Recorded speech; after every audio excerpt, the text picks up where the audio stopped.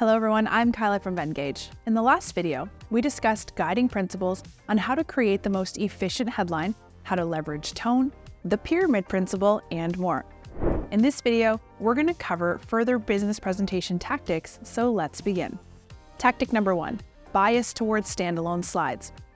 You know when TED Talks the speakers get away with having one word or one image on the slide? But at work, you mainly see slides packed full of text and data. Turns out there's a rule for when these two styles are appropriate. The rule of thumb is you plan to share a deck after the presentation. For example, in a follow-up email, assume your slides will be circulated without you and bias towards making the materials as standalone as possible. If it's a low-stakes presentation or you know there will be a recording with your voiceover, then Hearn's guideline says you can use simple bullet points and minimal text. Tactic number 2, always be selling with call to actions. Diving right into an example of a weak slide.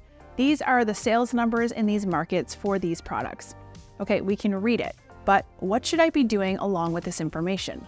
A better slide with an explicit call to action would take the same data, but reorganize them around doubling our budget will solidify our number one position in the market. Or an implicit call to action might look something like, we delivered 75% year-on-year sales growth through a verticalization strategy. Slides that serve purely as updates should be kept to the minimum and follow the 80-20 rule.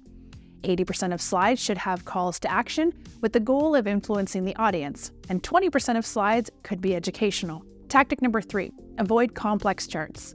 According to Hearn, there are 2 reasons for this. First, most people get overwhelmed by anything more than a 2x2 matrix. Second, complex charts can be extremely misleading. For example, on the left, we have a concentric circle chart showing our market share. It looks way bigger than it is because on the right, we see a more accurate representation using a simple bar chart. To help you understand which charts to use, consider using Venngage, as Venngage templates are crafted by industry professionals, keeping in mind to make them super compelling, visually appealing, and conveying the required message.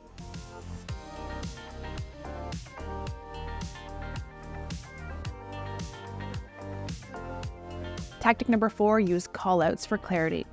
If we take a look at this slide on the left, we see a table full of data on top and a few key takeaways below. Our eyes read, Carlos' family has insufficient funds. And then we have to mentally match that bullet point with the corresponding cell above.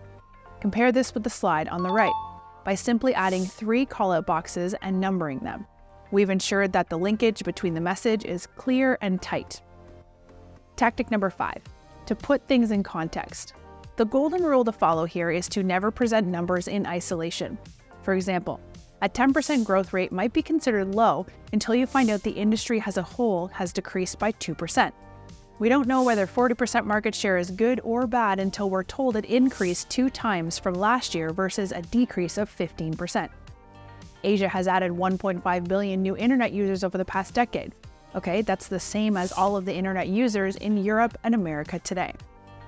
And with this, we wrap up today's video. Try using Venngage for free. Don't forget to follow us on social media, and I'll see you in the next one.